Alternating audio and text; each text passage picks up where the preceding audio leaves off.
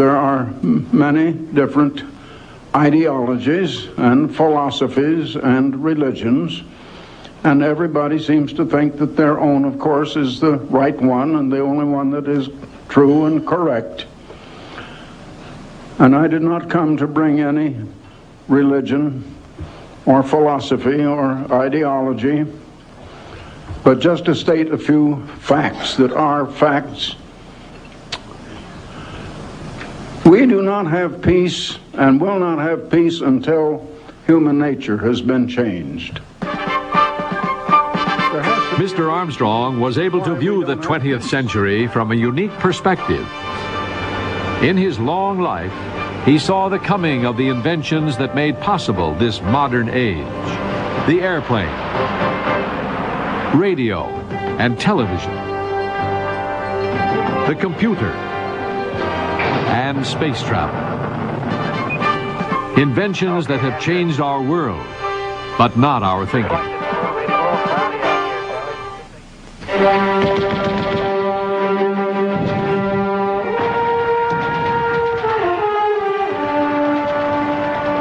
In August 1914, Europe erupted in war. For 4 terrible years, the great powers battled each other until they reached a standstill in the fields of France and Belgium.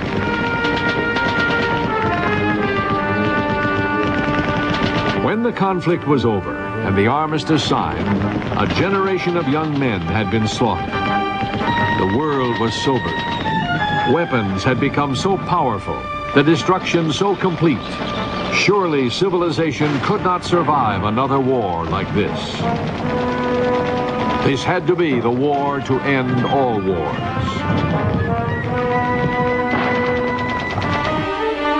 Following the armistice, King Albert I of Belgium visited a battlefield in his shattered kingdom. Appalled by the scenes of ruin and slaughter, the king ordered an iron shell casing found on the battlefield to be cast into 4 watch cases.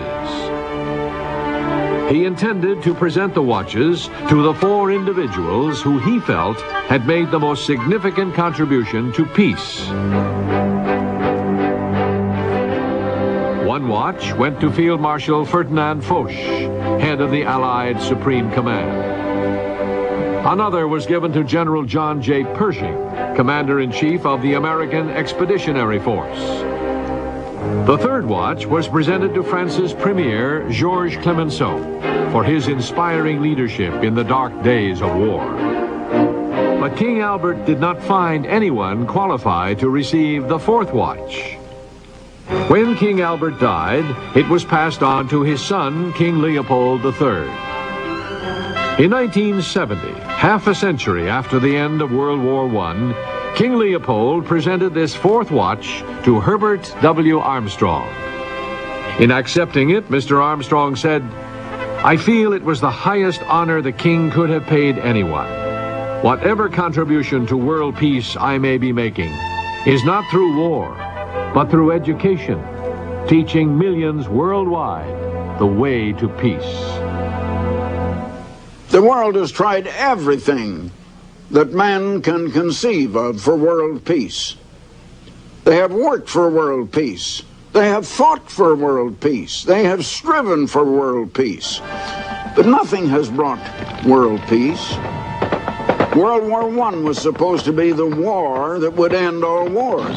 It didn't end wars. Then came World War II, and it was labeled as the war to end all wars. But as a matter of fact, more than 140 wars have occurred since the end of World War II. This book, the Holy Bible, says that the way of peace they know not. But men do not know the way to world peace. There has to be a cause for everything that has happened. In these last decades of the 20th century, many philosophers, commentators, and newscasters see that the problems of the world have reached a crisis point. Many leaders have recognized that we may indeed be approaching Armageddon. I like Mr. Armstrong, through his understanding of biblical prophecy, grasped the true significance of these times. He has been a voice of sanity in the decades of confusion. And it is becoming worse. A staggering turn in world events is soon going to erupt that will astound the whole world. As a matter of fact, two absolutely unthinkable world events are going to occur in the approximate future. First, the unthinkable nuclear World War III that could wipe every man, woman, and child off the face of this earth, annihilate all civilization, is definitely going to come.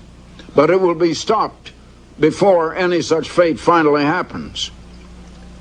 And then, just as unthinkable, is world peace, an absolute utopia on earth, and that too is definitely going to happen in the approximate future. The world is asleep. The world doesn't know what is about to strike. The world is going on as if things are going to continue just as they are. And I am warning you, they will not. There is only one authority that can tell us what is going to happen, that can give us the cause of what has happened and what will happen, so far as that is concerned, and that is the book we call the Holy Bible and its prophecies.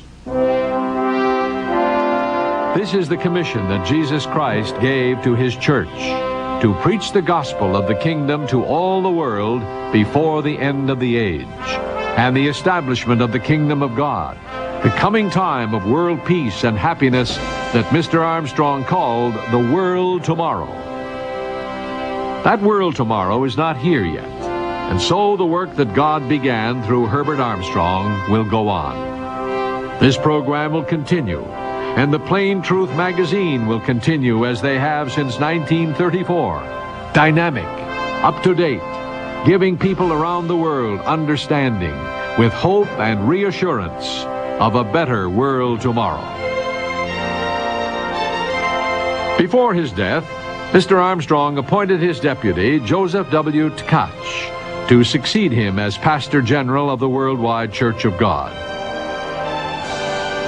On the morning of January 16th, Mr. Tkach addressed the employees of the church assembled in the Ambassador Auditorium in Pasadena.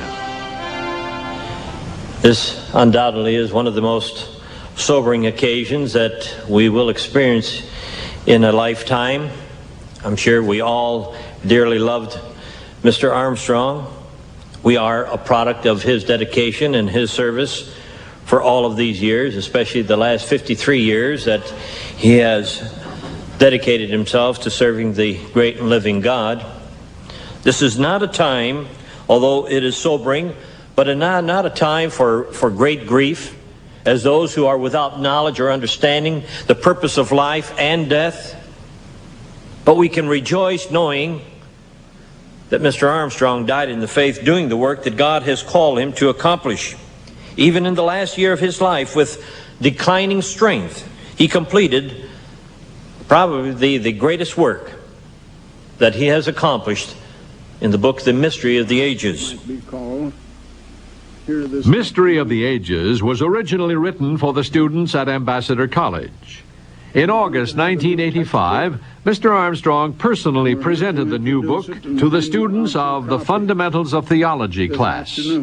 It would prove to be one of the last times he would speak in public.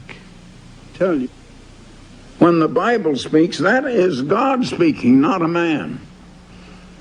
Now, it's true, Moses wrote the first 5 books, but it wasn't really Moses writing it. God was having him write it, and it was God writing it, but that was really inspired.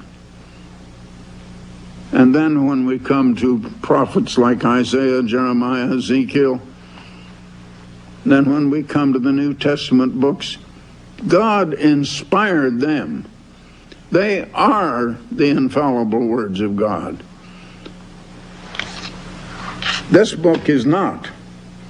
I don't make any such claim for this book whatsoever.